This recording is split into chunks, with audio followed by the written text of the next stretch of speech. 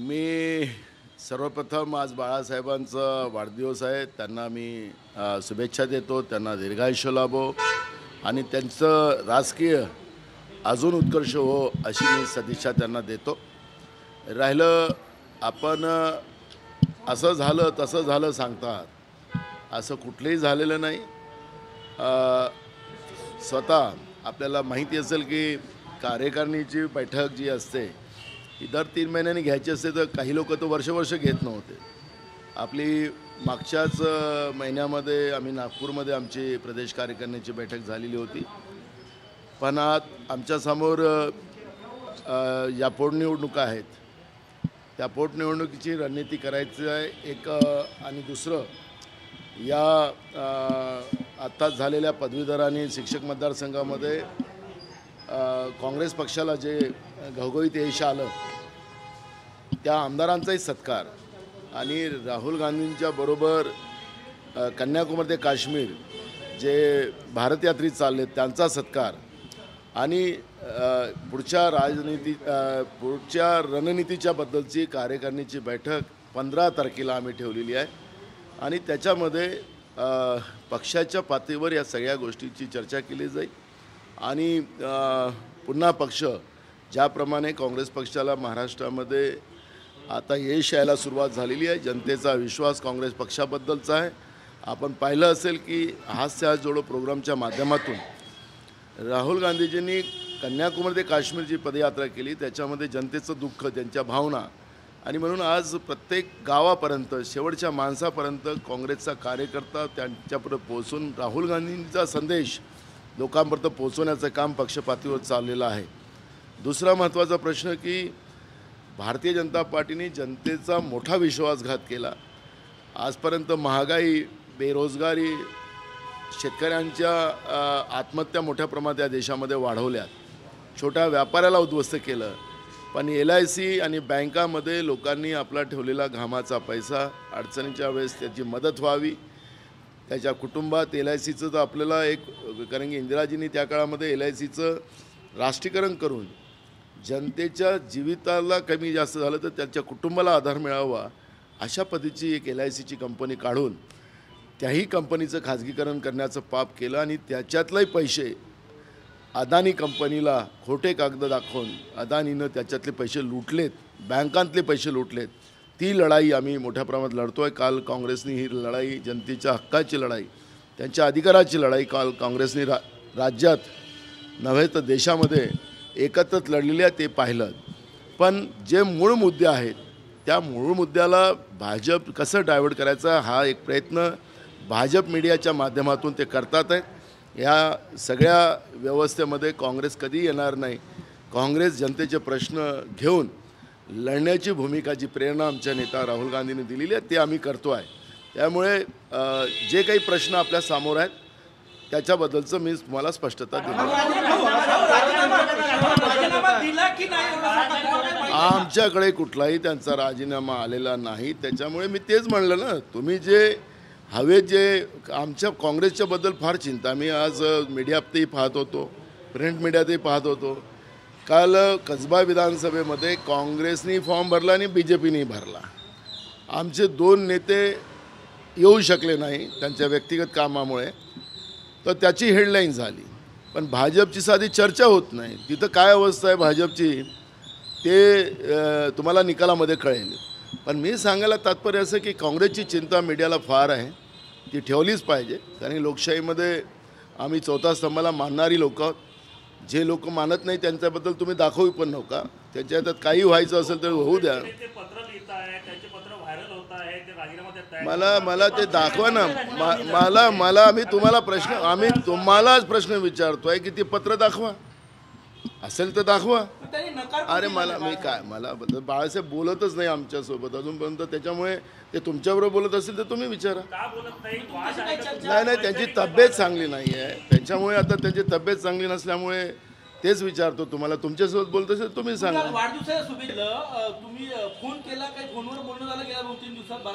माझा त्यांच्याशी संपर्क नाही आहे, तेच सांगितलं. काल पण आम्ही पुण्याच्या फॉर्म भरायच्या ह्याच्यामध्ये सगळेच नेते आले होते आमचे. अशोक चव्हाण जी होते, सुशील कुमार शिंदे साहेब होते, पृथ्वीराज चव्हाण साहेब होते, सगळे नेते होते. थोरात साहेब बी तिथं यावं अशी आमची अपेक्षा होती.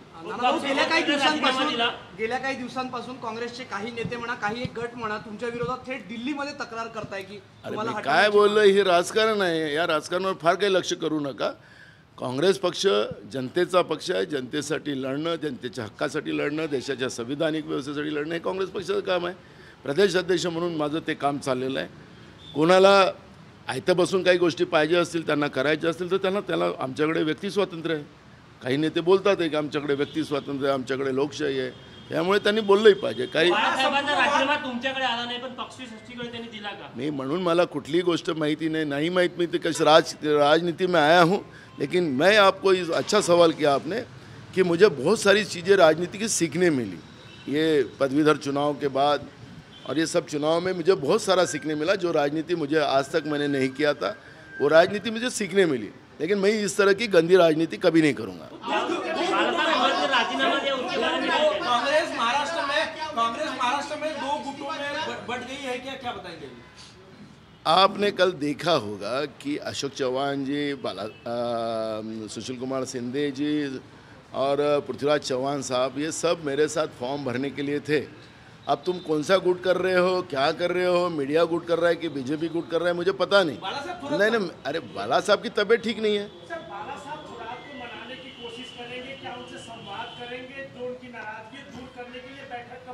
हाँ बिल्कुल, मैंने कहा कल भी कि वो हमारे नेता है.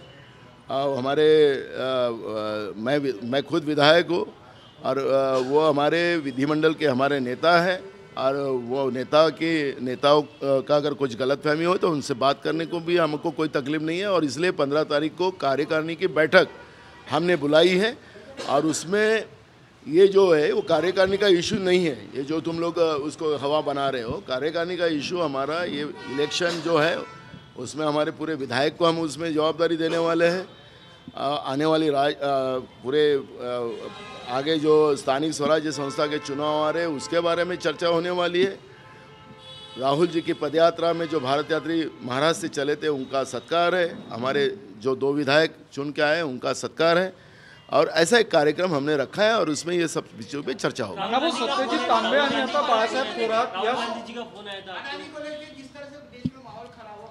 अरे अडानी ने खराब किया है, नरेंद्र मोदी के मित्रों ने खराब किया है. देश के जनता के पैसे वो रोज लूट रहे हैं. देश जीएसटी जैसे गब्बर सिंह टैक्स लाकर, राहुल जी यही कहते थे गब्बर सिंह टैक्स, आज वही जीएसटी आज गब्बर सिंह टैक्स बन चुका है. आम आदमी को महंगाई का सामना करना पड़ रहा है. आम आदमी से पैसा वसूल किया जा रहा है और उनके मित्रों को दिया जा रहा है. और वो रोज़ अमीर बनते जा रहे हैं और मध्यम आदमी और गरीब आदमी रोज़ बर्बाद होते जा रहा है. और इसलिए ये लड़ाई हमारी है. और आज अदानी जी के बारे में लोग, आम आदमी क्या बोलते हैं कि मैं देख रहा था कुछ सोशल मीडिया पे, आप अदानी को जानते हैं कैसे, आपके जैसे मीडिया ने लोगों को पूछा, हाँ वो डाकू लुटेरा. ऐसी इस तरह से एक अच्छा औद्योगिक समाज अपने देश का एक व्यक्ति जो अपने मेहनत से बड़ा हुआ ऐसा हमें लगता था. लेकिन अब आम आदमी के बारे में देश की मोदी की सरकार के वजह से अदानी जैसे आदमी को भी बदनाम होना पड़ रहा है. बड़ा एक प्रश्न जनता के सामने आया है और कांग्रेस उस सवाल सब पूछ रहे कि LIC को पूछ रहे. कल हमने LIC के सामने आंदोलन किया, बैंकों के सामने आंदोलन किया. हम सवाल पूछ रहे कि भाई कितना पैसा दिया, कौन से कागज़ के आधार पे दिया, वो पूछने का अधिकार हमारे को है और वो हम पूछना चाहते हैं. लेकिन बैंक और LIC वो बात बताने को तैयार नहीं है एक्चुअली. और ना लोकसभा में भी आपने देखा होगा कि राहुल गांधी जी हो, सोनिया जी हो, और राज्यसभा में हमारे राष्ट्रीय अध्यक्ष मल्लिकार्जुन खड़गे जी हो, सरकार को सवाल पूछ रहे. लेकिन सरकार अपने मित्रों के पापों को छुपा रही है, जनता के पैसे को बर्बाद कर रही है. कांग्रेस ने वहाँ पर जॉइंट पार्लियामेंट कमेटी मांगी है. इस इशू का सरकार तैयार नहीं है चर्चा करने को. लोकसभा और राज्यसभा बार बार बंद होते जा रही है. इस तरह से देश में एक अलग तनाव पैदा हो चुका है. एक तरफ चीन ने हमारे देश की कई सीमाओं पर कब्जा कर चुका है, उसके बारे में भी नरेंद्र मोदी की सरकार बीजेपी बात करने को तैयार नहीं है. और ये सब देश के सामने बड़े प्रश्न खड़े हो चुके हैं. सरकार क्यों नहीं बात करना चाहती अपोजिशन से और देश की जनता को सच क्यों बताना नहीं चाहती. ये सवाल मल्लिकार्जुन खड़गे साहब हो, राहुल गांधी जी हो, सोनिया गांधी जी पूछ रही है और सरकार जवाब नहीं दे रही है। ये लोकतंत्र का खून करने का पाप बीजेपी जो कर रही है उसके बारे में हमें चिंता है, और लोकतंत्र बचाना ये कांग्रेस का सबसे बड़ा दायित्व जाता है और कांग्रेस वो काम कर रही है। राहुल गांधी जी आपकी बोलने बात राहुल गांधी तुमच्या नेतृत्वात 2 विधान परिषद जे आहे देखो उन्हें वो तो किसी को भी क्लीन चिट दे सकते। यहाँ पे भी महाराष्ट्र में भी जब भी मंत्रिमंडल में जब फडणवीस की सरकार थी तो फडणवीस के मंत्री जब भ्रष्टाचार में लटकते थे तो फडणवीस विधानसभा में ही उनको क्लीन चिट दे देते थे। वैसे ये भी क्लीन चिट दे रहे, लेकिन बात करने को तैयार क्यों नहीं है? अपोजिशन से बात करना चाहिए, जनता को सच बताना चाहिए, चर्चा से क्यों सरकार भाग रही है, ये सवाल हमारा है। राहुल गांधी जो दोन विधान राहुल परिषद गांधी के तुमच्या साथ नेतृत्वात जिंकला, मोठं यश आहे, भाजपचा गड गर्व आहे तिथे 2 विधान परिषद जिंकणं। त्यानंतर राहुल गांधींचा काही फोन आला का? नाशिकची पण कॉन्ट्रोवर्सी होती, एवढ्यात काही बोलणं झालं? बघा नेत्यांसोबत काय बोललं जातं त्याच्याबद्दलचं मी कुठलाही चर्चा करणार नाही, मला ऐकत खरं। पण हे जे तुम्ही प्रश्न केलात की 2 आम्हाला जे घवघवीत यश आलं त्याचाच परिणाम आहे की भाजपच्या पोटाला खूप मोठं दुखलं, कारण की त्यांच्या नाकातला बाल आम्ही काढला। त्यांनी नाकाच्या खालचं सरकार पडलं तर आम्ही नाकातला बाल काढला आणि हाच त्रास झाला। आणि हे जे काही चाललेलं आहे हे चालू दे, आम्हाला काही त्याचं नाही। मला तर या निमित्तानं माझ्यासारख्या सामान्य माणसाला तुम्ही रोज दाखवतात, रोज पेपरला माझी बातमी येते, विरोधात आली तरी काय, जिसका नाम होता उसी को बदनाम किया जाता है। थँक्यू। बाळासाहेब से लेटर